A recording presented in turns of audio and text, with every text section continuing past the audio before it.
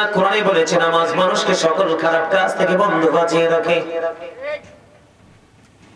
হাদিস শরীফের দিকে নজর দিয়ে দেখলাম, এদিকে তাকান, নামাজ পড়ার পরেও মানুষ বান্দার হক নষ্ট করে কি করে না? কথা বলেন না কেন? নামাজ পড়ার পরেও মানুষ আল্লাহর হক বান্দার হক নষ্ট করে রে, কারণ ওইটা পরিপূর্ণ নামাজই হইতে পারে না। আমার দিকে তাকান, খেয়াল করেন, একদিকে সূরা আনকাবুতের বয়ান আল্লাহর কথা, আর অন্যদিকে আপনারা আমার প্রাণের নবী কি বলেছেন? আসসালাতুল খামস ওয়াল জুমআতু ইলাল জুমআ ওয়া রমাদানু ইলা রমাদান মুকাফফিরাতুল লিমা বাইনাহুন্না ইযা তানিবাতিল কাবায়ের। আপনারা আমার প্রাণের নবী সরকারে মদিনা ইমামুল মুরসালিন রাহমাতাল লিল আলামিন তিনি বন্ধু বর্ণনা দিয়েছেন। আমার দিকে তাকান, এরে চানখা বলার মানুষ, আমার দিকে তোমরা বন্ধু তাকাও। তুমি আমি আমরা যখন 5 ওয়াক্ত নামাজ পড়ি, ফজরের পরে যোহর পর্যন্ত গ্যাপ, জোহরের পরে আসর পর্যন্ত গ্যাপ, আসরের পরে মাগরিব পর্যন্ত, মাগরিবের পরে ইশা পর্যন্ত, এই 5 ওয়াক্ত নামাজের মধ্যে যথেষ্ট গ্যাপ রয়েছে বন্ধু। ও বন্ধু চানখা বলার মানুষ, আমার দিকে তাকাও।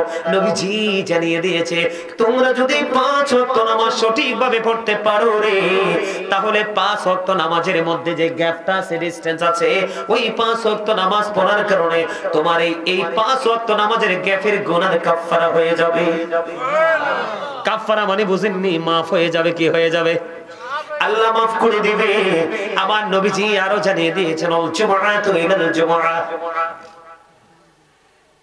আমার নবীজি বলেছেন, এক জুমা থেকে আরেক জুমা পর্যন্ত একটা গ্যাপ আছে না নাই? একটা জুমা থেকে আরেক জুমা পর্যন্ত বন্ধু একটা গ্যাপ আছে, আছে রে।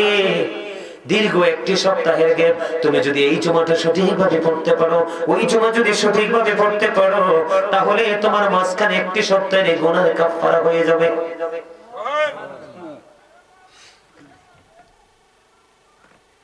নবীজি আরো জানিয়ে দিয়েছেন, রমাদান ইলা রমাদান, এক রমজান থেকে আরেক রমজান পর্যন্ত 365 দিনে বন্ধু একটি বছর। কয় বছর? 365 দিনে একটি বছর। 30-এ 60 হয়ে গেল। কি হয়ে গেল? এই বছর রোজায় 30 দিন, ওই বছর রোজায় 30 দিন, 60 দিন। এই 60 দিন আপনি আমি রোজা রাখলাম, আরো 305 দিন বন্ধু গ্যাপ আছে। কি আছে? আরো 305 দিন গ্যাপ আছে রে। আপনার আমার প্রাণে নবী জানিয়ে দিয়েছে, এই বছরের রোজা এবং ওই বছরের রোজা, দুই দিকের রোজার মাঝখানে যে গ্যাপ আছে, ওই গুনাহ কাফারা হয়ে যাবে। আপনি আমি যদি সঠিকভাবে রোজাগুলো রাখতে পারি, তবে শর্ত হলো কবিরা গুনাহ করা যাবে না, কবিরা গুনাহ থেকে বাঁচতে হবে। এইভাবে চললে হক আদায় হবে কি হবে না? কথা বলেন না কেন? আরো জোরে বলেন। এবার আপনারা যদি এইটা যদি বুঝতে না পারেন, আরো সহজ করে বোঝাই বন্ধু। হাদিস শরীফের মধ্যে এসেছে, আপনার আমার প্রাণের নবী তিনি জানিয়ে দিয়েছেন, কেউ কারো বাড়ি আঙ্গিনায় যদি কোনো পুকুর থাকে, নদী থাকে, নালা থাকে, খাল থাকে, আপনি যেটাই বলেন, তার মানে হলো কোন জলাশয় থাকে, একটা মানুষ যদি দৈনিক সেই জলাশয়ে গোসল করে 5 বার, তার শরীরে কোনো ময়লা থাকবে না। এরে চানখাবাসী রে, ও বন্ধু চানখা বললার মানুষ, একটা মানুষ 5 বার পুকুরে গোসল করলে, নদীতে গোসল করলে, খালে গোসল করলে, যেমনি তার শরীরে কোনো ময়লা থাকবে না, তেমনি ভাবে তুমি 5 ওয়াক্ত নামাজ পড়লে তোমার আমল নামায়ও কোনো গুনাহ থাকবে না। এবার আসেন আমি আপনাদেরকে আরো এক্সাম্পল দেই। ঈসা রুহুল্লাহ একদিন এক মেঠু পথে হাঁটতেছে। আল্লাহর নবী ঈসা রুহুল্লাহ নাম শুনছেননি? আপনার আমার আগের নবী, যে ঈসা নবী বলেছে, আমার চলে যাওয়া তোমাদের জন্য অনেকটাই করলাম, পুরোপুরি করলাম। তার কারণ হলো, আমি নবী চলে যাওয়ার পরে এমন একজন নবী পৃথিবীর বুকে আগমন করবে, যেই নবীর পা মোবারকের জুতা খোলার যোগ্যতা আমি ঈসা রুহুল্লাহর নাই। আমরা সেই নবীর উম্মত, কিন্তু আমরা কি দামি হতে পারছি? পারি নাই। আমরা কম দামি, এতটাই কম দামি, বাজারের সস্তা দ্রব্য। কথা কয় না কেন? আরে মিয়া, বাজারে আলুর দাম আছে, বাংলাদেশে মানুষের দাম নাই। বাজারের সমাজে ধনী লোকের দাম আছে রে, গরিবের কোনো মূল্য নাই।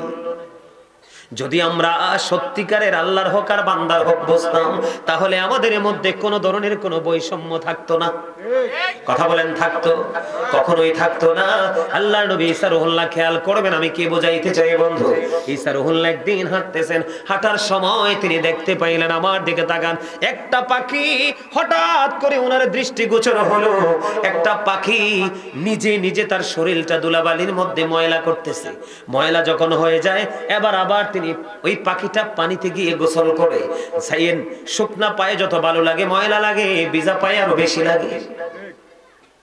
একবার পাখিটা ময়লা করলো, গোসল করলো, গোসল করে আবার বন্ধ মাটির মধ্যে গড়াগড়ি দিচ্ছে, আবার পুরো শরীরটাকে ময়লা করে নিচ্ছে। এমনি করে করে একবার বন্ধ গোসল করে আরেকবার ময়লা করে, করতে করতে করতে করতে বন্ধ 5 বার করলো। ঈসা রুহুল্লাহ আশ্চর্য হয়ে গেল, কি রে কি এই আশ্চর্য এক ঘটনা। পাখি নিজে নিজে শরীরটাকে ময়লা করছে, আবার নিজে নিজে গোসল করে পরিষ্কার করে নিচ্ছে, এটার কি কারণ? ঈসা নবী বন্ধ চিন্তিত হয়ে গেল। ঈসা রুহুল্লাহ একটা চিন্তার মধ্যে পড়ে গেল, চিন্তায় গভীর চিন্তায় তিনি বিভোর হয়ে গেল। আল্লাহ রাব্বুল আলামিন তখন জিবরাইলকে পাঠিয়ে দিলেন, জিবরাইল যাও, ও জিবরাইল যাও, ঈসা নবীকে তিনি জানিয়ে দাও এটা আমার হাবিব, আমার হাবিবুল্লাহর উম্মতের নিদর্শন। সুবহানাল্লাহ, জোরে জোরে কন্না সুবহানাল্লাহ। আমার হাবিবুল্লাহর নিদর্শন। কেমন নিদর্শন, কেমন নিদর্শন? আল্লাহর হাবিব, আপনাদেরকে বলি, ওই যে হাদিসটা বললাম, কি বললাম? এবার জিবরাইল এসে ডেকে ডেকে বললেন, ইয়া রাসূলুল্লাহ, ওগো আল্লাহর নবী, ও আল্লাহর নবী ঈসা নবী গো, এটা হলো আল্লাহর প্রিয় হাবিবুল্লাহ, আখির নবী সরকারে মদিনা, রাহমাতাল লিল আলামিন, নবীর উম্মতের নিদর্শন। উম্মত যখন গুনাহ করবে, গুনাহ করার পরে যখন সে নামাজে গিয়ে দাঁড়াবে, এই পাখির মতো, পাখি যেমন গায়ে ময়লা লাগাইলো, গোসল করার পরে সেটা পরিষ্কার হয়ে গেল। আখির নবীর উম্মত, আল্লাহর প্রিয় হাবিবুল্লাহ, যিনি নবীদের নবী, ইমামুল মুরসালিন, রাহমাতাল লিল আলামিন, ওই নবীর উম্মত যখন গুনাহ করবে, তার শরীরটা ময়লা হয়ে যাবে, আমলনামার মধ্যে কি আসবে? নেবত যুক্ত হবে। যখন সে নামাজে দাঁড়াবে, নামাজটাকে যথা নিয়মে যথাযথভাবে রাসূলের দেখা পদ্ধতিতে যখন আদায় করবে, তখন তার ওই নামাজের কারণে গুনাহগুলি ঝরে যাবে। সুবহানাল্লাহ। আল্লাহর হক আদায় হবে নি? কথা বলেন না কেন, হবে না? এটার চেয়ে বড় আর আসেনি। নবীকে ভালোবাসবেন, কারণ ঈমান এবং ফরজ। নবীর ভালোবাসার পাশাপাশি বন্ধু বাস্তবায়ন করবেন কেমনে? নবীজি যেটা করেনি সেটা আমরা করব না, নবীজি যেটা নিষেধ করেছে এটা আমরা করব না, নবীজি যেটা করেছে, যেটা দেখিয়েছে, এটা কি আমরা আপন করে নিব? জোরে বলেন না সুবহানাল্লাহ। আপনারা কি খুশি না? আমার কাছে তো মন চাইবে ওয়াজ করতেই থাকি। আমার এত ভালো লাগতেছে, কিন্তু আপনাদের মধ্যে কি হয়েছে আমি তো এটা বুঝতেছি না। ভালো লাগতেছে? আচ্ছা, আমার ওয়াজ পছন্দ হয় না নাকি বেশি মনোযোগ? বেশি মনোযোগ। একজন কইছে বেশি মনোযোগ। আপনাদের কি বেশি মনোযোগ? ভালো লাগে? ভালো লাগে? মজা লাগে? সুবহানাল্লাহ বলেন, আর যারা বলেন সুবহানাল্লাহ। সত্যি মজা লাগে? মজা লাগে ইনশাআল্লাহ। আলহামদুলিল্লাহ বলেন। ভাইরে, জীবন একবারেরই, তাও কোন দিন থেমে যাবে সেটা আমরা কেউই, কিন্তু যেদিন থেমে যাবে এদিন তোমার আমার আপন কেউই নয়। এই যে সময়টা দিছো না, এই সময়টা তোমাকে সুপারিশ করবে, সুবহানাল্লাহ, তোমার পক্ষে কথা বলবে। তোমরা হয়তো দেখো না, আমরা হয়তো দেখি না, এটার 4-5 আজকে রহমতের ফেরেশতারা ঘেরাও করে ফেলেছে। সুবহানাল্লাহ। আল্লাহ জিজ্ঞেস করে, ফেরেশতারা ব্যাপার কি? তোমরা পৃথিবীতে কি করছো? আল্লাহ গো, তোমার বান্দাগুলো এত সুন্দর করে জিকির করতেছে, তাদেরকে অভিনন্দন জানানোর জন্য আসছি। সুবহানাল্লাহ। তখন আবার আল্লাহ এই চানখাবুল্লাহ দাড়ি পাকা মুরব্বী বাবাকে, যুবক বন্ধুরা, আমি দেখেছি আমার মা বোনেরা ছাতক পাখির মতো বসে আছে সামিয়ানার নিচে, ঠিক কিনা? আমার মা বোনেরা বসে বসে আলোচনা শুনি রে, তারা তো ঘরেও থাকতে পারতো। যখনই ফেরেশতারা, আল্লাহ জানে কি জানে না, যখন ফেরেশতারা বলবে মালিক তোমার বান্দাগুলো তোমার জিকির করে গো, ও অভিনন্দন জানানোর জন্য চলে আসলাম। আল্লাহ কয় ফেরেশতারা রে, আমি যখন বলেছিলাম ইন্নী জাইলুন ফিল আরদি খালিফা, আমি প্রতিনিধি পাঠাবো, মানুষ সৃষ্টি করব, তোমরা তো না করেছিলে তারা আমার গোলামি করবে না, আজকে তোমরাই বলছো আমার গোলামি করছে আমার বান্দা। আমি এই জন্য ওই দিন বলেছিলাম ইন্নী আলামু মা লা তা'লামুন, আমি যা জানি তোমরা তা জানো না। আজকে চানকা বললাই মাহফিল হবে, সব মানুষ ঘরে ঘুমাবে না, সব মানুষ শপিং মলে থাকবে না, আল্লাহ আল্লাহর হাবিবের প্রেমিকেরা সব কিছুকে ছেড়ে জান্নাতের বাগানে চলে আসবে, এটা আমার আল্লাহ সেদিনই জানতো। কথা কন না কেন? জানতো কি জানতো না? এই জন্য আপনার আমার দাম এত বেশি, ওই যে কুলায় থাকা ধানের মতো, আপনি যা মন চায় তাই করতে পারবেন। আজকে যারা জান্নাতের বাগানে, আপনারা চাইলে আমি গজল শোনাবো, চাইলে আমি জিকির করব, চাইলে আমি নামাজ নিয়ে ওয়াজ করব, চাইলে আমি দরুদ নিয়ে ওয়াজ করব, চাইলে বান্দার হক নিয়ে ওয়াজ করব, আপনি যা চাইবেন তাই আমি করব। এটাই হলো বন্ধু মনোযোগী স্টুডেন্টদের সবচেয়ে বড় নিয়ামত। কথা বলে না কেন? আরো জোরে বলেন, আরো জোরে, আরো জোরে মারহাবা বলেন, আরো জোরে মারহাবা। একটা গজল গাইবনি, সবাই পারবেন নি?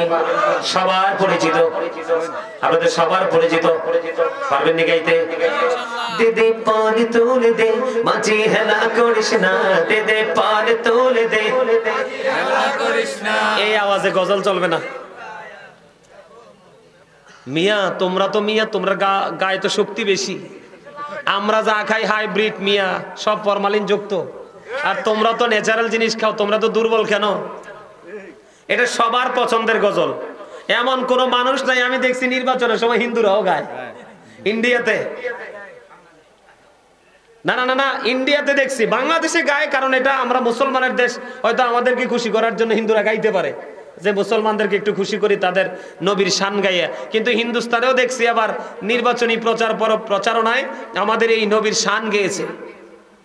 বলেন, আমার সময় নষ্ট করতে চাই না, আমার অনেক ওয়াজ বাকি আছে, অনেক ওয়াজ বাকি রয়েছে। থাকবেন তো শেষ পর্যন্ত? না চলে যাবে? আর যদি চলে যাবে? গজলটা পছন্দ হয়েছে না? না হয়েছে? হ্যাঁ,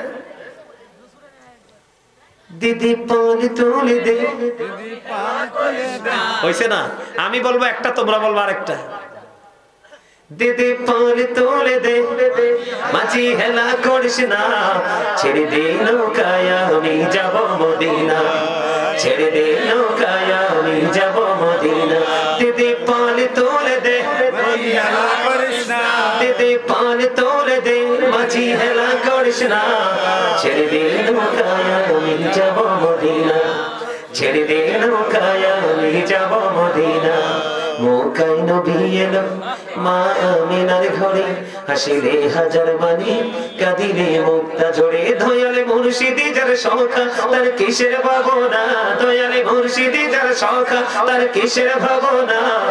আমার হৃদয়ে মাঝে কাবা নয়নে মদিনা, আমার হৃদয়ে মাঝে কাবা নয়নে মদিনা।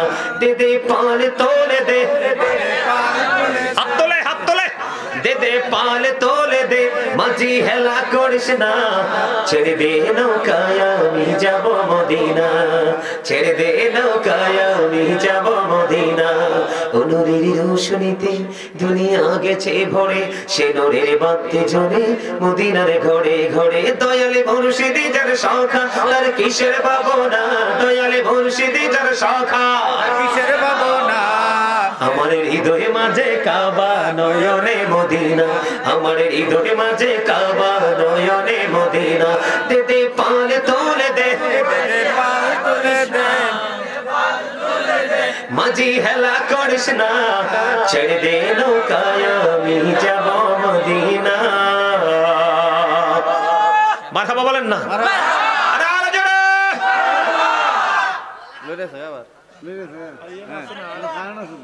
আরেকটা গাইবো?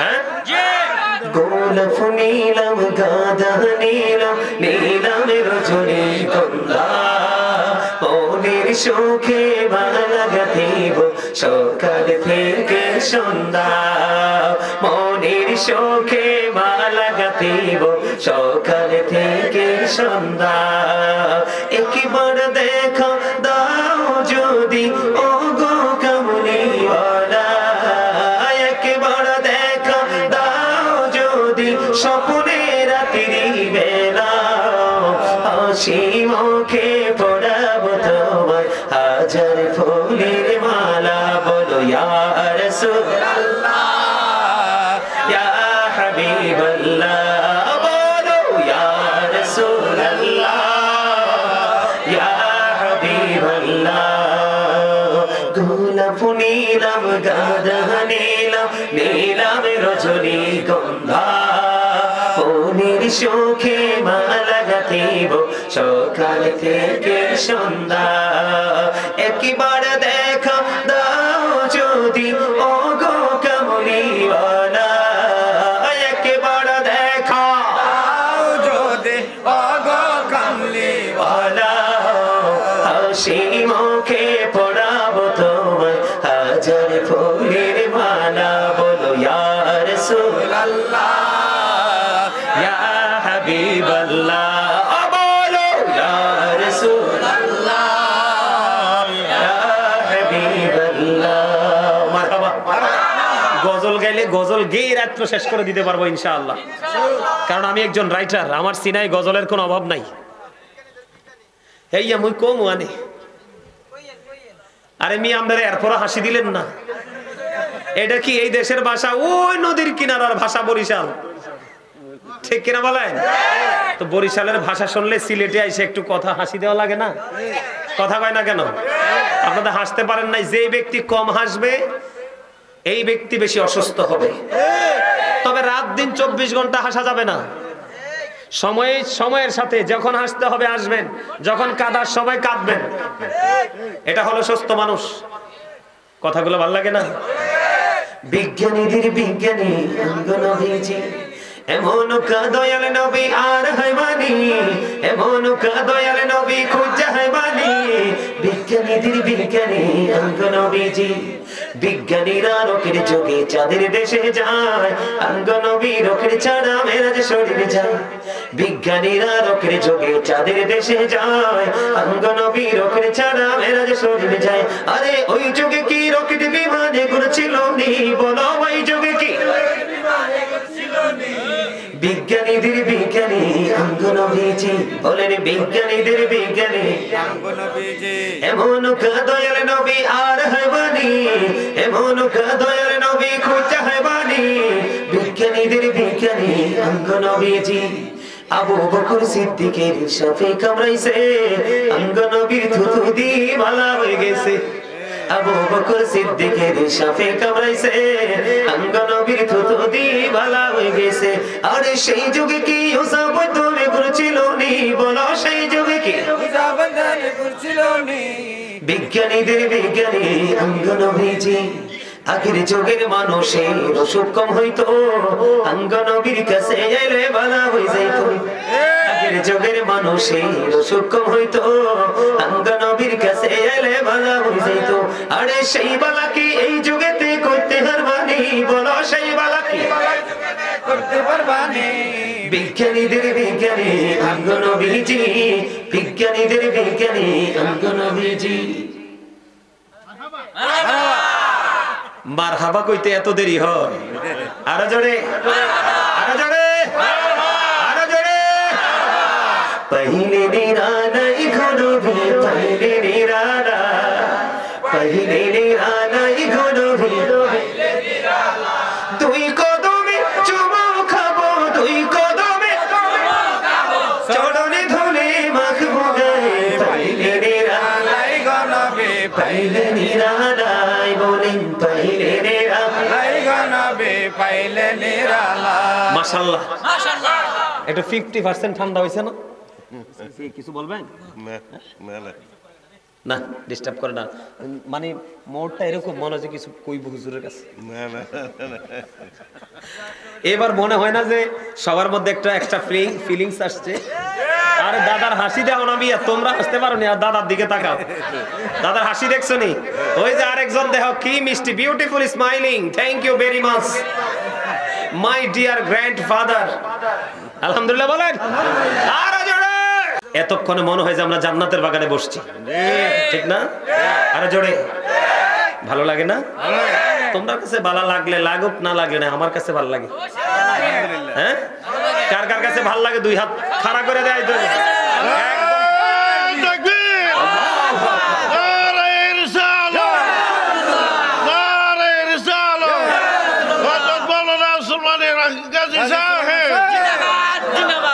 হাত নামান, হাতটা তুলতে কইছি কেন জানেননি? যে শীত পড়ছে, শয়তান যদি আইসা আস্তিরের নিচে জায়গা টাকা লয়, এই কারণে মাঝে মাঝে ধোয়ার মধ্যে দিয়ে ঢুকে দাও, এ ধোয়ার লগে কর্নার দিয়ে পার হয়ে যাবে। কথা কন না কেন? বৈশা থাকার সুযোগ, কারণ শয়তান আমাদের চিরশত্রু। শয়তান কখনোই চায় না আমরা জান্নাতে যাই, কারণ সে জান্নাতে বসবাস করছে, আল্লাহ তাকে চিরদিনের জন্য বের করে দিয়েছে, আমাদের জন্য বরাদ্দ দিয়েছে। আলহামদুলিল্লাহ। আর জোরে কোন এই জি জিকিরটা দিন শেষ করে বলছে। হ্যাঁ জিকিরটা দিন শেষ করছে না, ওয়াজ শেষ হয়েছে না তো।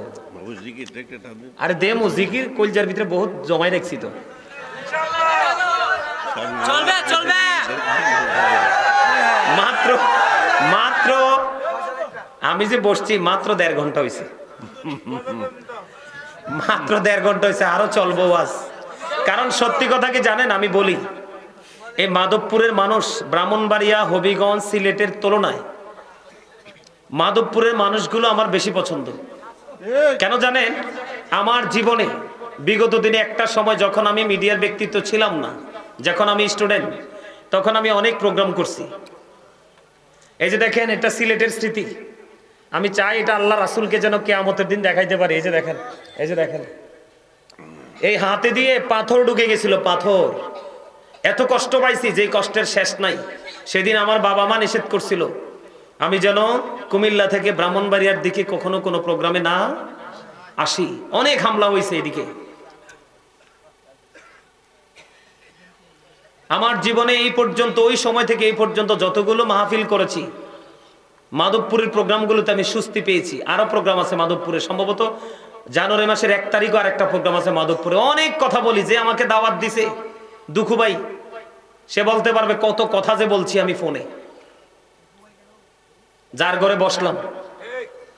তো এখানে আমার সচরাচর আসা হয় না, যেহেতু আসছি আমি একটু প্রাণ উজাড় করে আপনাদেরকে আলোচনা শোনাই যেতে চাই খুবই গুরুত্বপূর্ণ বিষয়গুলো নিয়ে।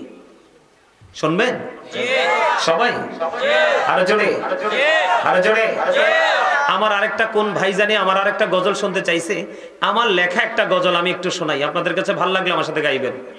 আমার লেখা গাইবেন? আমার লেখা, আমার সুর। ওগো নবীজি কেমন করে বলো তোমায় দেখি, ওগো নবীজি কেমন করে বলো তোমায় দেখি।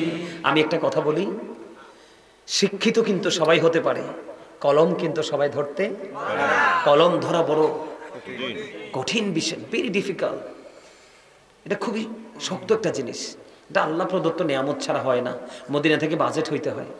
আমি কোন সুরে গজলগুলো গাই আপনারা একটু খেয়াল করবেন, আমার সাথে সাথে সেই সুরে গাইবেন, মরা কালটা কি হয়ে যাবে, জিন্দা হয়ে যাবে। এই গজলটা গাওয়ার আগে আমার আরেকটা গজলের একটু অংশ শোনাই, আপনারা বুঝতে পারবেন। মোরা ধন্য হয়েছি ওগো ধন্য, শুধু প্রাণীর নবীজির জন্য। মোরা ধন্য হয়েছি ওগো ধন্য, শুধু নূর নবীজির জন্য।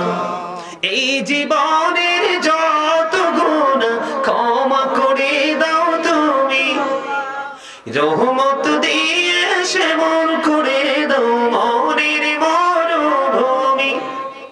ফুলে ফুলে ভরে দিয়ে, ফুলে ফুলে ভরে দিয়ে আমায় করো পরিপূর্ণ।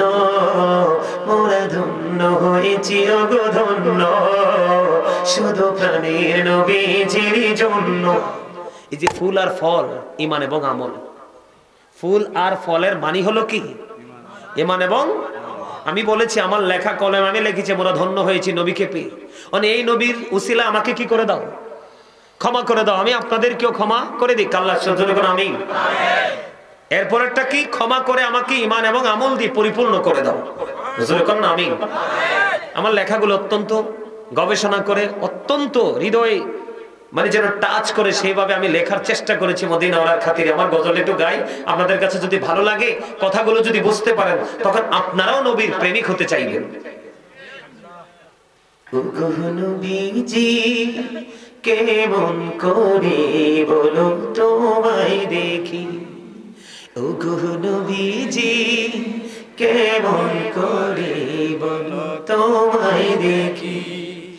আছো তুমি ওই মদিনায়, আছো তুমি ওই মদিনা, সঙ্গে নিয়ে দুই প্রেমিক সাথী, কেমন করে বলো তোমায় দেখি। বলেন ওগো নবীজি কেমন করে বলো তোমায় দেখি, ওগো নবীজি কেমন করে বলো তোমায় দেখি। দেখার আশা আমার মনে পুষে রেখেছি যতন করে। বলেন দেখার আশা আমার মনে পুষে রেখেছি আপন করে। পাই যদি গো নবী তোমার দিদার, শীতল হবে মোর দুটি আঁখি, কেমন করে বলো তোমায় দেখি। বলেন ওগো নবীজি কেমন করে বলো তোমায় দেখি। বাবা চাইলে ইচ্ছা মতো আরো গাইবো, কিন্তু আলোচনা অনেক বাকি আছে, করতে হবে। একটাই তো শেষ করি নাই, একটা শেষ করে না একটা শুরু করব। থাকবেন শেষ পর্যন্ত সবাই? এবার আসেন বন্ধু আমার দিকে তাকান, আমি আবার গজল গাইবো, আপনারা যতক্ষণ চাইবেন, কারণ এই সিনা আমার মদিনাওয়ালার খাতিরে আমার আল্লাহ বন্ধু পরিপূর্ণ করে দিয়েছে। এখন আমার গজল গাইতে অন্য কারো গজল কন্দ্র করতে হয় না, আমার নিজের লেখা গজল গেয়ে অর্ধরাত্রি পার করতে পারবো। যেটা আমি আপনাদেরকে বলি, ব্যক্তিগতভাবে মতামত দেন তো, আমার যে গজলটা লেখা একটুখানি গাইলাম, এটা কি খারাপ না ভালো? মজা না? খুব মজার না? আরেকটা গাইবে একটু পরে, এই আলোচনাটা একটু মোটামুটি কাছে আসি। আলহামদুলিল্লাহ বলেন। চলে যাবেন? তাবারুক আছে? আছে? আলহামদুলিল্লাহ। দেখছেন নি কুলার মধ্যে থাকা ধানের ফজিলত কি? তাবারুক কি জানেন? আপনি তো মনে করেন আর অমুকের বাড়িতে চাল দিয়ে বিরিয়ানি করছে। তাবারুক কি জানেন? এটা হলো রোগের শেফা। আপনি যদি নিয়ত করে খাইতে পারেন, এই তাবারুক খাওয়ার কারণে এটা কি হয়ে যাবে, আপনার রোগ থেকে মুক্তি পাবেন। কেন জানেন? কারণ ইবাদতের পরে যেটা ভক্ষণ করা হয় এটাই হয় তাবারুক। দেখবেন একজন গরিব মানুষ যদি 2 প্যাকেট বিস্কিটও নিয়ে যায়, মুয়াজ্জিন সাহেব দাঁড়ায়া বলবে আপনারা সবাই বসবেন, নামাজের শেষে মিলাদ আছে এবং তাবারুক আছে। ঠিক না? ঠিক। এটা বিস্কিটের প্যাকেট চা দোকানে যখন থাকে এটা 3rd ক্লাস, কোন ক্লাস? কিন্তু মসজিদে যখন জুম্মার দিনে ঢুকে এটা হয় 1st ক্লাস। তাবারুক। জোরে বলুন সুবহানাল্লাহ। বন্ধুরে আমার বলতেছিলাম, জিকির তোমরা কেমন করে করবে রে?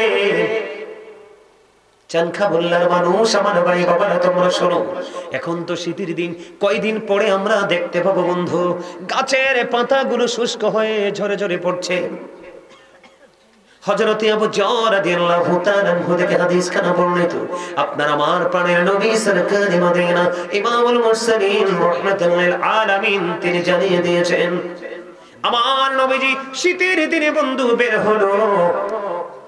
এই তুমি কি আমার ওয়াজ শুনতেছো? তোমার তো বেশি শোনা দরকার। আমার নবীজি শীতের দিনে বন্ধু বের হলো। বের হওয়ার পরে দেখলেন তিনি গাছের পাতাগুলো খেয়াল করেন বন্ধু, ও চানখা বলার মানুষ, ও বন্ধু তোমরা হৃদয় থেকে বলছে তোমরা একটু খেয়াল করো। আমার নবীজি কত গুরুত্বপূর্ণ হাদিস, আমার নবীজি শীতের দিনে বের হলো। শীতের দিনে বের হওয়ার পরে আপনার আমার প্রাণে নবী বন্ধু জানিয়ে দিলেন, শীতের দিনে বের হওয়ার পরে নবীজি দেখলেন গাছের পাতাগুলো বিরামহীন ভাবে ঝরে ঝরে পড়ছে। এবার নবীজি দুইটা গাছের ডাল ধরলো। গাছের ডাল ধরার পরে এবার আবু যর, যিনি হাদিসের রাবীকে একটা ডাক দিলেন, রে আবু যর। আবু যর উত্তর দিলেন, লাব্বাইক ইয়া রাসূলুল্লাহ, নবী গো আমি হাজির। এবার আমার নবীজি একটা ডাক দিয়ে বলল, রে আবু যর, তুমি চাইয়া দেখো শীতের কারণে শুষ্ক হয়ে গাছের পাতাগুলো কেমনে ঝরে ঝরে পড়ে। রে আবু যর, আমার উম্মতগুলো, আল্লাহর প্রিয় বান্দাগুলো নামাজ নামক জিকিরের মাধ্যমে, যখন সেজদার মাধ্যমে আল্লাহর কুদরতি কদমে যখন কপালটা লাগিয়ে দেয় রে, ও বন্ধু আমার, আল্লাহ ওই শীতের দিনের গাছের পাতার মতো তার সমস্ত জীবনের গুনাহগুলি মাফ করে দেয়। দাদা ভাই, গাছের পাতা যখন ঝরে আপনারা কেমন দেখেন? গাছটা শূন্য কিনা? তারপরে যখন পাতাটা গজায় কত মিষ্টি লাগে রে। এটা ফলের গাছ হোক বা না হোক, যখন নতুন পাতা গজায় গাছটার দিকে তাকাইলে প্রেম ভালোবাসা মায়া লাগে রে। ঠিক প্রত্যেকটা মানুষ যখন নামাজ পড়ে, নামাজ পড়ার সঙ্গে সঙ্গে তার জীবনের গুনাহগুলি মাফ হয়ে যায়, তখন মনে হয় সে নূরানি মানুষ। আল্লাহ গো, আপনার কাছে, আমার নবীর কাছে জানতে চাইলেন আল্লাহর কাছে সবচেয়ে পছন্দের কাজ কোনটি? আমার আল্লাহ, আমার নবীজি জানিয়ে দিলেন আল্লাহর কাছে সবচেয়ে পছন্দের কাজ হলো সময় মতো নামাজ পড়া। ইয়া রাসূলুল্লাহ, ইয়া হাবিবাল্লাহ, নবী গো, তারপরে কি? আমার নবীজি জানিয়ে দিয়েছেন তারপরে হলো মা বাবাকে হৃদয় উজাড় করে ভালোবাসা, সম্মান করা। নামাজ যেমন ফরজ, মা বাবাকে ভালোবাসাও তেমনি ফরজ রে।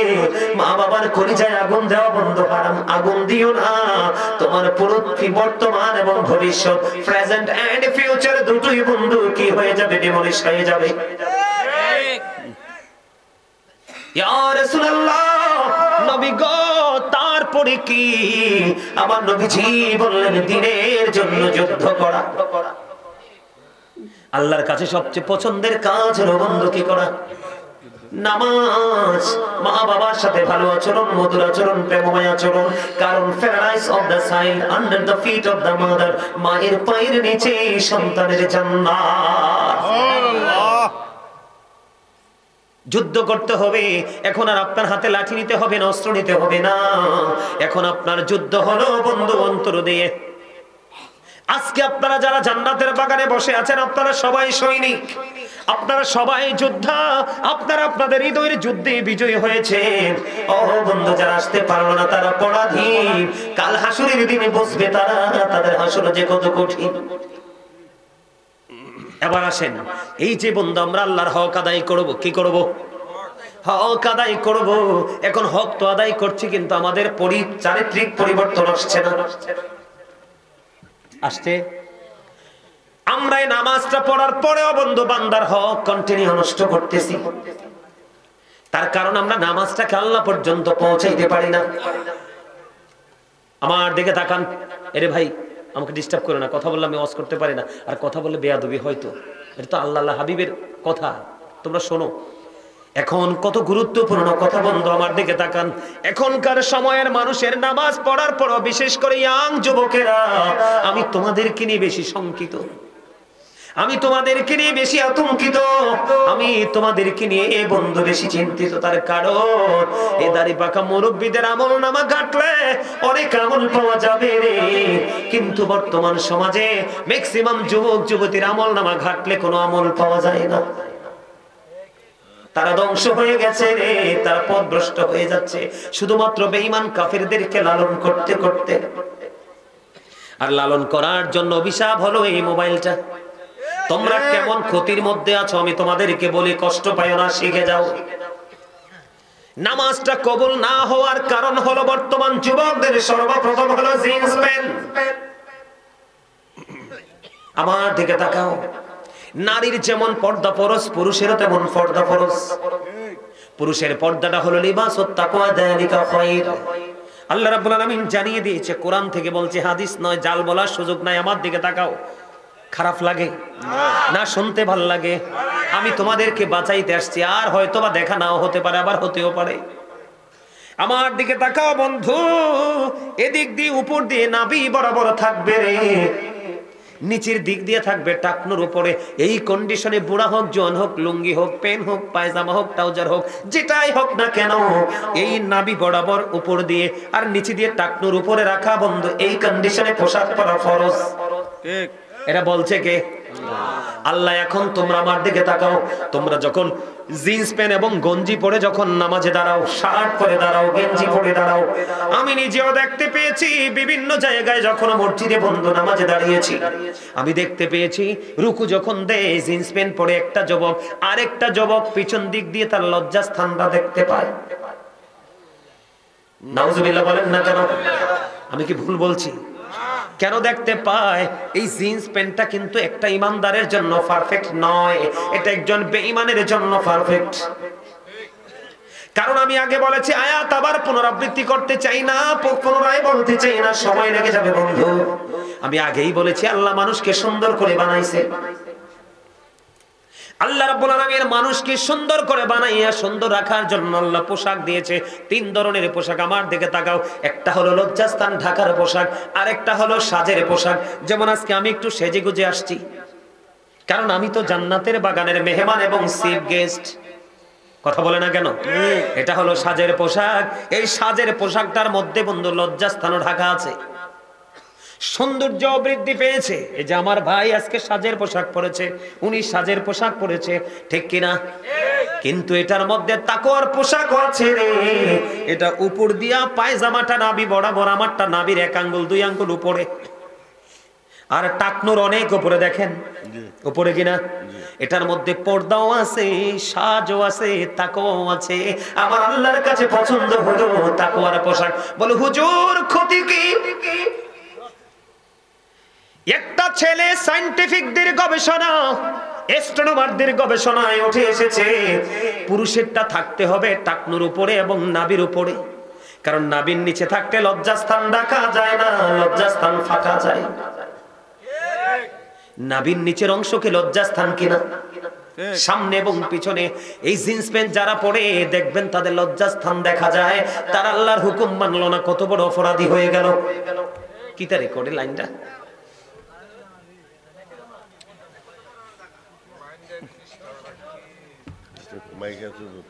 লা ইলাহা ইল্লাল্লাহ, লা ইলাহা ইল্লাল্লাহ, লা ইলাহা ইল্লাল্লাহ, লা ইলাহা ইল্লাল্লাহ, লা ইলাহা ইল্লাল্লাহ। তুমি কহুরি বানাইলা সফিউল্লাহ, তুমি কহুরি বানাইলা নজিউল্লাহ।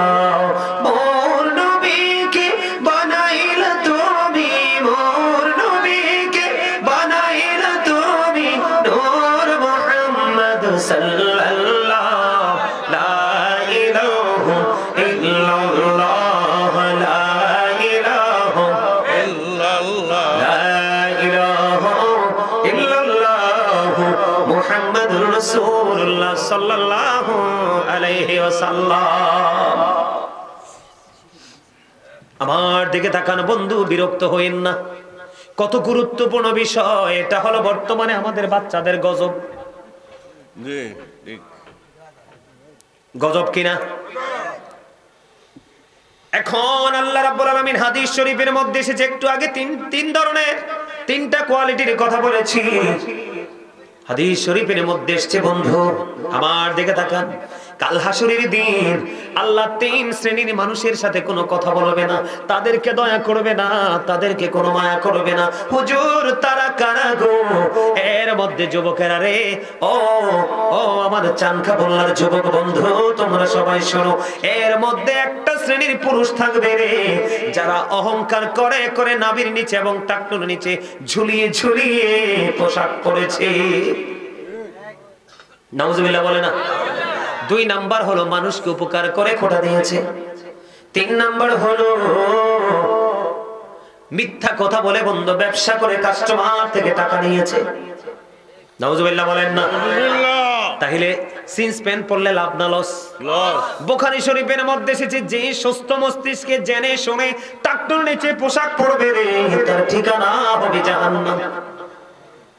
এবার আসেন, নামাজ, আমরা যে নামাজ পড়ছি, নামাজের সমস্যা, একটা সমস্যা আমি তুলে ধরছি বড়, যেটা বর্তমান সময়ে বন্ধু, আল্লাহর হাবিব একদিন মসজিদের মধ্যে অবস্থান করতেছে, হঠাৎ করে একজন এসে নামাজের নিয়ত বেঁধে ফেললো। নবীজি বললেন তুমি ওযু করে আসো। তিনি নামাজের নিয়ত ভেঙে ওযু করতে গেল, তিনি আবার ওযু করে এসে আবার নামাজের নিয়ত বাঁধলো। নবীজি বললেন তুমি ওযু করে আসো। এবার বন্ধু তিনি আবার ওযু করে আসলেন, আবার ওযু করে এসে তিনি নামাজের নিয়ত বাঁধলেন। যুবক, তোমরা যদি বুদ্ধিমান হও, এটা তোমাদের জন্য বড় একটা নিয়ামত।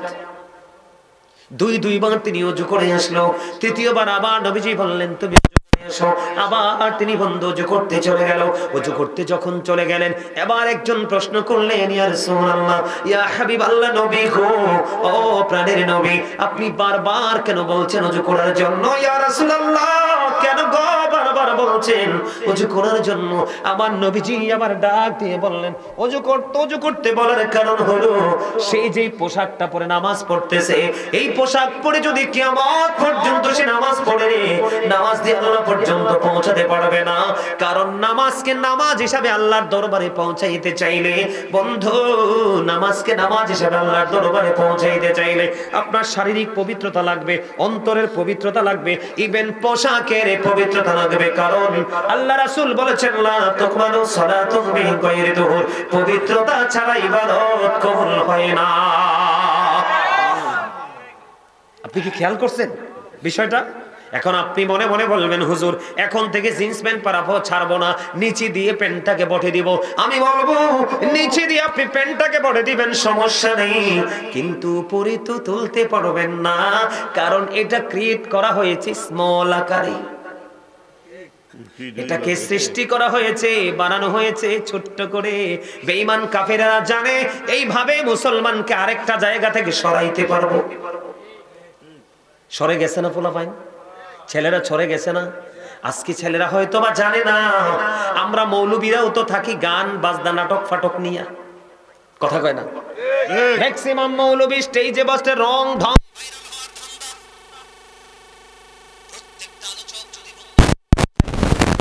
কর্তব্য মনে করে দিনের দায় হিসেবে যদি বন্ধু এক একজন যদি এক একটা সমস্যা আমাদের যুবকদের সামনে তুলে ধরতো, তাহলে আমাদের যুবকরা এতটা পথভ্রষ্ট হতো না। কথা ঠিক না ঠিক? তাহলে এই পোশাক পরে নামাজ পড়লে হবে নি? কিন্তু এখানে আরেকটা প্রশ্ন আছে, অনেকের কি মনের অজান্তে টাকনু নিচে ঝুলে যায়? অনেক সময় যায় কি যায় না? খেয়াল করবেন বিষয়টা। আবু বকর সিদ্দিক রাদিয়াল্লাহু তাআলা আনহু প্রশ্ন করলো, ইয়া রাসূলুল্লাহ, আমার পোশাকটা কিন্তু আমি টাকনুর উপরে রেখে পড়ি, কিন্তু মাঝে মাঝে এটা ঝুলে যায় নবী গো। যখন আমি দেখি এটা ঝুলে গেছে তখন আমি উঠিয়ে ফেলি। ইয়া রাসূলুল্লাহ, আমার জন্য কি সাজাবাহাত বরাদ্দ আছে? নবীজি বলেছে, না না, যার মনে হওয়ার পরে এটাকে উপরে তুলে নিবে, এটার নামই হলো তাকওয়া। আর যার সিনায় তাকওয়া আছে, তার নিয়ামত দুনিয়াতেও আছে, আখিরাতেও আছে। এবার আসেন বন্ধুরে আমার, এটা নিয়ে আর বাড়াবো না, অনেক লম্বা করবো না।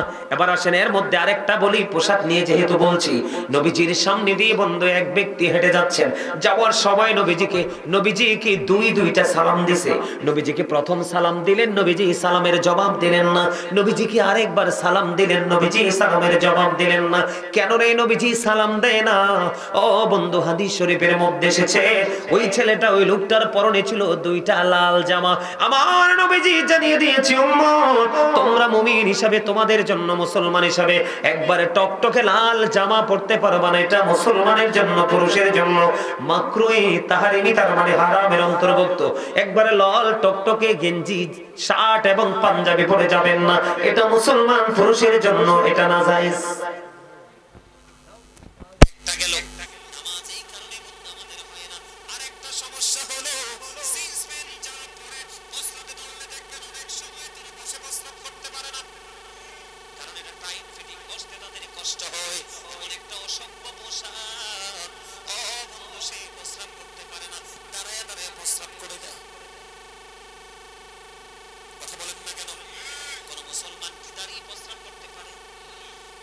সমস্যা হলো বন্ধু, যখন তারা নামাজ পড়তে যায় রে, নামাজ পড়ার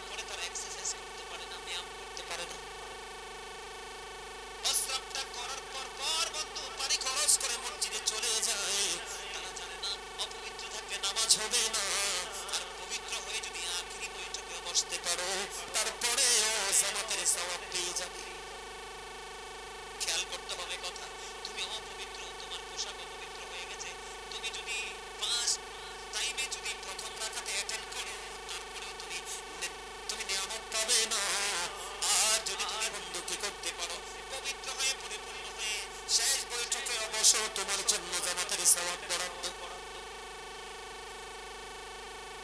এবার আমি তোমাদেরকে বলি, যারা হুটহাট করে প্রস্রাব করে তোমরা নামাজ পড়তে যাও, এটার কারণে তোমাদের নামাজ কবুল হচ্ছে না। যতক্ষণ পর্যন্ত নামাজ আল্লাহর দরবারে না পৌঁছাবে, ততক্ষণ পর্যন্ত তোমরা আল্লাহর কাছে প্রিয় হতে পারবে না। আমার দিকে তাকাও। সাদ বিন মুআজ রাদিয়াল্লাহু তাআলা আনহু, ও বন্ধু, ওনার ইন্তেকালের পরে ওনার কবরের পাশে দাঁড়িয়ে দাঁড়িয়ে নবীজি তার জন্য দোয়া করতেছেন, তাসবিহ তাহলিল পাঠ করতেছেন। সাহাবীরা বললেন, ইয়া রাসূলুল্লাহ, ওনার কবরের পাশে দাঁড়িয়ে দাঁড়িয়ে তাসবিহ পাঠ করার মানে কি? আমার নবীজি বলেছেন, বাবা ভাই, হৃদয় খুলে শুনেন, আমার নবীজি বলে দিয়েছেন, সাদ বিন মুআজ এমন একজন বুজুর্গ লোক ছিল রে, স্যার ইন্তেকালের পরে তার জানাজায় ৭০,০০০ ফেরেশতা অংশগ্রহণ করেছে। জোরে বলেন না সুবহানাল্লাহ। কত হাজার ফেরেশতা? স্যার জানাজায় ৭০,০০০ ফেরেশতা আসে, তার কোনো কবর আযাবের সম্ভাবনা আসেনি। আমরা মনে করি নাই, কিন্তু হাদিস শরীফের মধ্যে এসেছে সাদ বিন মুআজ কবরের পাশে দাঁড়ায় দাঁড়িয়ে নবীজির দোয়া করার কারণ হলো, বন্ধু, সাদ বিন মুআজের কবর আযাব হবে রে। কেন আযাব হবে? তিনি এত বেশি আমল করেছেন, এত বেশি ইবাদত করেছেন, যার জানাজায় ৭০,০০০ ফেরেশতা বন্ধু পৃথিবীতে কদম দিয়ে তার জানাজায় শরীক হয়েছে, কিন্তু তারপরেও তার কবর আযাবের সম্ভাবনা রয়েছে। ইয়া রাসূলুল্লাহ, কেন গো? কারণ সে প্রস্রাব করে ভালো করে পবিত্র হতো না। নাউজুবিল্লাহ বলবেন না? তারপরে নবীজি দোয়া করে দিলেন, আল্লাহ তাকে ক্ষমা করে দিলেন। আবার আসেন, ছোট্ট করে বলছি বন্ধু, হাদিস শরীফের মধ্যে এসেছে, একজন ব্যক্তি ১০ টাকা দিয়ে একটা জামা বানাইলো। কয় টাকা? এর মধ্যে ৯ টাকা বন্ধু হালাল, 1 টাকা হারাম। সুদের হোক, ঘুষের হোক, চুরির হোক, ডাকাতির হোক, যেটারই হোক। আল্লাহর নবী বলেছেন, 1 টাকা যদি 9 টাকা হালাল জায়গার সাথে 1টি টাকা যদি বন্ধু হারাম টাকা হয়, এই টাকা দিয়া জামা বানাইয়া কিয়ামত পর্যন্ত তুমি নামাজ পড়তে পারবে। এই নামাজ আল্লাহ পর্যন্ত পৌঁছাবে না। এইভাবে নামাজটা আমরা পড়তে পারি না বিধায় বন্ধু আমাদের বান্দার হক বন্ধু আমরা নষ্ট করি। বান্দার হক কিভাবে আদায় করতে হয় আমরা জানি না। সর্বপ্রথম আমি যদি বলি, আমাদের দেশে বন্ধু অনেক স্বামী আছে বিবির মোহরানা দেয় না। কথা কয় না? কথা বলেন না কেন? আছে না নাই? অনেক স্বামী আছে ক্ষমতা থাকার পরেও বিবির মোহরানা দেয় না। আল্লাহর হাবিব বলেছেন, ক্ষমতা থাকার পরেও বিবির মোহরানা দিয়ে গেল না, কাল হাসরের দিন তোমাকে জিনাকারীদের অন্তর্ভুক্ত করে জাহান্নামে দেওয়া হবে। ওই যে শিক্ষা নাই, হক আদায় করতে পারেন নাই। কথা বলেন। আমরা মুসলমান হিসাবে আমাদের একজন মুসলমানের প্রতি আরেকজন মুসলমানের হক আছে না নাই? কি কি হক বলবনি? সর্বপ্রথম আপনার হক হলো বন্ধু, সর্বপ্রথম হক হলো পরিচিত হোক বা অপরিচিত হোক, মুসলমানকে দেখা মাত্রই সালাম দিয়ে দিবেন। কি দিবেন? সালাম। এটা কার অর্ডার? নবীজি বলেছে, পরিচিত হোক অপরিচিত হোক, দেখা মাত্রই তুমি সালাম দিয়ে দিবা। আল্লাহর কাছে বান্দার পক্ষ থেকে 2টা কাজ সবচেয়ে বেশি প্রিয়। কয়টা কাজ? 2টা কাজ সবচেয়ে বেশি প্রিয় রে। এর মধ্যে প্রথম কাজটা হলো পরিচিত হোক অপরিচিত হোক, তাকে দেখা মাত্র সালাম দিয়ে দিব। সুবহানাল্লাহ বলেন না? আরো জোরে। এরপরে কি করতে হবে জানেননি? এরপরে হলো বন্ধু, কেউ যদি আপনাকে বিপদে পড়ে ডাক দেয়, তার ডাকে সাড়া দিবেন। কি দিবেন? কেউ যদি আপনার কাছে কোনো পরামর্শ চায়, তার পরামর্শ দিয়ে দিবেন। কোন মানুষ যদি অসুস্থ হয়, আপনি তাকে সেবা করার জন্য দেখার জন্য যাবেন। কোন মানুষ যদি ইন্তেকাল করে, আপনি তার জানাজায় বন্ধু অংশগ্রহণ করবেন। কেউ যদি হাঁচি দিয়ে বন্ধু আলহামদুলিল্লাহ বলে, আপনি যদি শোনেন সঙ্গে সঙ্গে আলহামদুলিল্লাহ বলে দিবেন। আল্লাহর কাছে সবচেয়ে বেশি পছন্দের 2টা কাজ, একটা হলো পরিচিত হোক অপরিচিত হোক, তাকে সালাম দিয়ে দিবেন। আর বন্ধু মানুষকে পেট ভরিয়ে খাইয়ে দিবেন। জোরে জোরে কন্যা সুবহানাল্লাহ। আমার দিকে তাকানো বন্ধু, হযরতে সাওবান রাদিয়াল্লাহু তাআলা আনহু আপনার আমার প্রাণের নবী থেকে হাদিসটা বর্ণনা করেছে যেই ব্যক্তি কোন রোগী দেখতে গেল গো, আমার দিকে তাকান, যেই ব্যক্তি কোন রোগী দেখতে গেল, সে তো রোগী দেখতে গেল না, সেই যেন জান্নাতি ফল কুড়াইতে গেল। আপনি যখন কোন অসুস্থ মানুষকে সকালবেলা দেখতে যাবেন, আপনার জন্য 70,000 ফেরেশতা আল্লাহর কাছে দোয়া করতে থাকবে। আমাদের মধ্যে আছেন অনেকে সকালে যায়, অনেকে বিকালে যায়। হাদিস শরীফের মধ্যে আসছে, নবী জানিয়ে দিয়েছেন, কেউ যদি বিকালে যায় রে, ও বন্ধু, আল্লাহর হাবিব বলেছেন বিকাল বেলা 70,000 ফেরেশতা ওই রোগী দেখতে যিনি যায় তার জন্য বন্ধু দোয়া করতে থাকে। জোরে জোরে সুবহানাল্লাহ। বান্দার হক গুলো আদায় করতে হবে সুন্দর সুন্দর চমৎকার ভাবে বন্ধু। এর মধ্যে আরেকটা হলো ব্যবহার। ব্যক্তি জীবনে ব্যবহারটা অনেক বেশি মিষ্টি রাখবেন। হযরতে আবু হুরায়রা রাদিয়াল্লাহু তাআলা আনহু থেকে হাদিস বর্ণিত, খেয়াল করেন। আপনারা ক্লান্ত হয়ে যাচ্ছেন, আমি বুঝতেছি, শেষ করে দিব। আল্লাহর হাবিব একজনের দিকে, আল্লাহর হাবিবের আমার দিকে তাকান। একজন এসে ইয়া রাসূলুল্লাহ, এক ব্যক্তি তিনি অনেক বেশি নামাজ পড়ে, অনেক বেশি দান সাদকা করে গো নবী, কিন্তু ওনার ব্যবহার সুন্দর নয়। আমার নবীজি বললেন সে জাহান্নামী। খেয়াল করেন হাদিস শরীফ। অনেক বেশি দানবীর, অনেক বেশি ফরজগার নামাজি, কিন্তু তার ব্যবহার সুন্দর না। আমার নবীজি জানিয়ে দিলেন সে জাহান্নামী। আরেকজন মহিলার দিকে ইশারা করলেন, ইয়া রাসূলুল্লাহ, ওই মহিলাটা অনেক বেশি দান করতে পারে না, অনেক বেশি আমল করতে পারে না, ইয়া রাসূলুল্লাহ, কিন্তু তার ব্যবহার এত সুন্দর গো, তার ব্যবহার শুনলে কলিজাটা ঠান্ডা হয়ে যায়। আমার নবীজি বললেন ও জান্নাতি। খেয়াল করছেন এই বিষয়টা? আমাদের কি সেই চিন্তা আছে? আছে সেই চিন্তা? কথা বলেন, আছে? এবার আমরা একটা সমাজে বসবাস করি না? এবার আসেন বন্ধু, এই যে ব্যবহার চলে গেল, আপনাকে আরেকটা কাজ করতে হবে। সেই কাজটা কি জানেননি? সেই কাজটা হলো আপনার আমার বাড়ি বানাই কিনা? কথা কয় না, বানাই না। আমাদের দেশে অনেক মানুষ আছে না, একজনের বিপদে ফেলানোর জন্য রাস্তায় বেড়া দেয়, বাউন্ডারি ওয়াল দেয়। কয়দিন আগে দেখছি শরীয়তপুরে এক ঘটনা টিভিতে আসছে বন্ধু, মানুষ মারা গেছে, লাশ বের করার মতো রাস্তা দেয় না। জোরে জোরে কন্যা নাউজুবিল্লাহ। আমার নবী বলেছে, এ চানকাবুল্লার মানুষ, আমার ভাই, আমার বাবা গো, মা বোনদেরকে ডেকে ডেকে বলছি, হৃদয় খুলে শোনো, আলোচনা শেষ করে দিচ্ছি বন্ধু। আপনার আমার প্রাণের নবী জানিয়ে দিয়েছেন, তুমি ধরো একজন, তোমার পাশের লোক আছে, একজন খুবই গরিব, বাড়ি ঘর বানাইতে পারবে না, কিন্তু তোমাকে আল্লাহ হঠাৎ করে এমন তৌফিক দিয়েছে, তুমি 10 তলা বা 2 তলা বা 3 তলা বা 1 তলা ভবন বানাবা।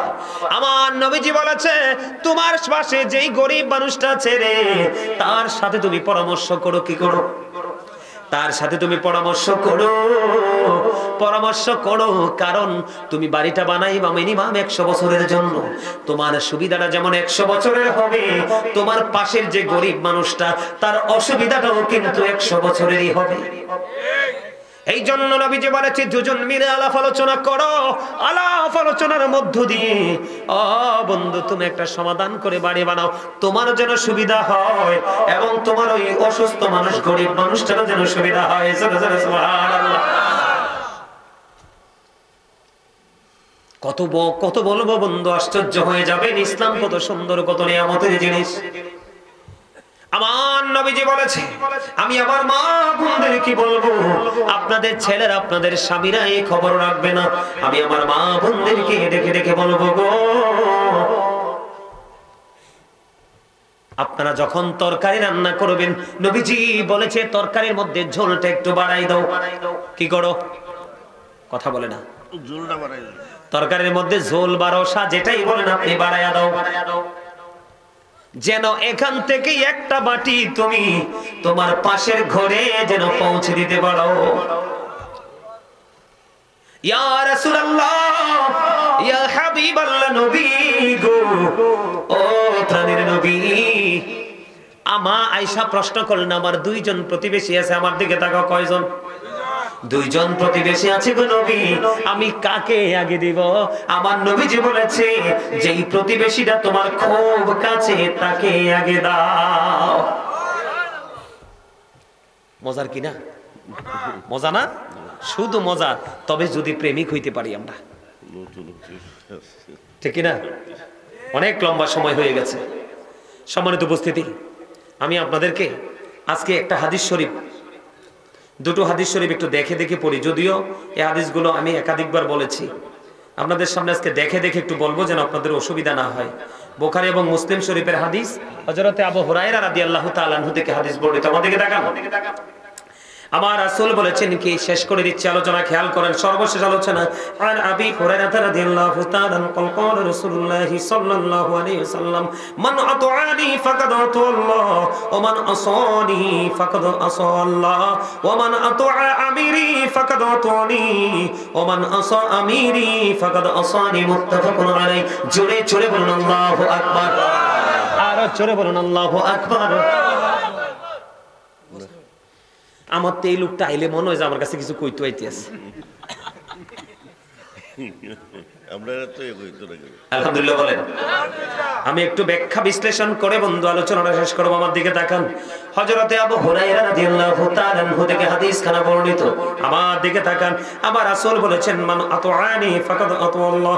আমার রাসূল বলেছেন যে ব্যক্তি আমার অনুগত করে রে, সে যেন আল্লাহর অনুগত করে। খেয়াল করেন, যে ব্যক্তি নবীর অনুগত করে মানে নবীকে মানে, সে যেন আল্লাহকেই মানে। খেয়াল করেন, তারপরে তিনি আমার রাসূল আরো বলে দিয়েছেন ওয়ামান আসানি ফাকাদ আসাল্লাহ। জোরে জোরে কন্না নাউজুবিল্লাহ। আপনার আমার প্রাণের নবী ও বন্ধু, এবারে তিনি বলে দিয়েছেন যে ব্যক্তি আমার অবাধ্য করে সে যেন আল্লাহর অবাধ্য করে। মানে আপনি নবীকে অমান্য করা মানে আল্লাহকে অমান্য করা। খেয়াল করেন, এবার আসেন আসল জায়গায়। ভালোবাসাটা কত দামি দেখেন। ভালোবাসাটা সিস্টেমে ধীরে ধীরে কেমন করে আপনাদের হাতের নাগালে আল্লাহ পৌঁছাই দিয়েছে নবীর মাধ্যমে। এবার আমার দিকে তাকার বন্ধু, ওয়ামান আতআ আমিরি ফাকাদ আতআনি। তুই ফুন্ডারে, আমার নবীজি বলে দিয়েছে তোমরা যে হুজুরদেরকে ভালোবাসে দাওয়াত দাও, কি করো? দাওয়াত দাও, হুজুরদের জন্য ভালো বিছানাটা রেডি রাখো, ভালো ভালো খাওয়াও, এবং তাদের কাছ থেকে যে দিনের শিক্ষাটা নিতে চাও, এটা তোমাদের কেমন লাভ তুমি দেখো। আমার নবীজি বলতেছে দেখো তোমরা এখানে ওমান আতআ আমিরি ফাকাদ আতআনি। আমার নবীজি বলল যে আমার আমিরকে ভালোবাসলো রে, সে যেন আমি নবীরে ভালোবাসলো। এই প্রজন্মে নবীর আমির হলো হক্কানি আহলে সুন্নাতুল জামাতের আলেমরা। এই জন্য সুন্নিরা জান্নাতি। এই জন্য কি আহলে সুন্নাত ওয়াল জামাতের অন্তর্ভুক্ত সকল মানুষ জান্নাতি, নারী পুরুষ জান্নাতে। এটা রাসূল বলেছে, আমি না। এবার আসো বন্ধু, এবার আমার দিকে তাকাও। ওয়ামান আসা আমিরি ফাকাদ আসানি। যে ব্যক্তি আমার আমিরের অবাধ্য হলো সে যেন আমি নবীর অবাধ্য হলো। বিষয়টা কোথায় গেল? ওই আরেকটা রাগ হয়ে গেছে।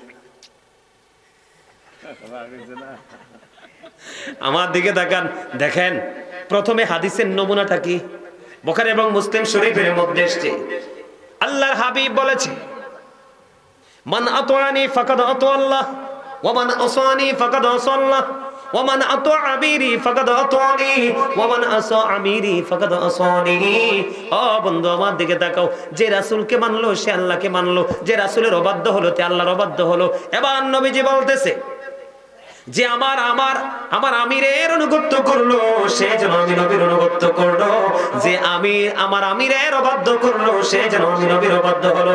তার মানে হক্কানি আলেমকে ভালোবাসাই নবীকে ভালোবাসা, নবীকে ভালোবাসার মানে হলো আল্লাহ পেয়ে যাওয়া। এবার আরেকটা হাদিস শোনাই, ছোট্ট একটা হাদিস, দেখে দেখে পড়ি, এই জন্য তোমাদের যেন সন্দেহ না হয়।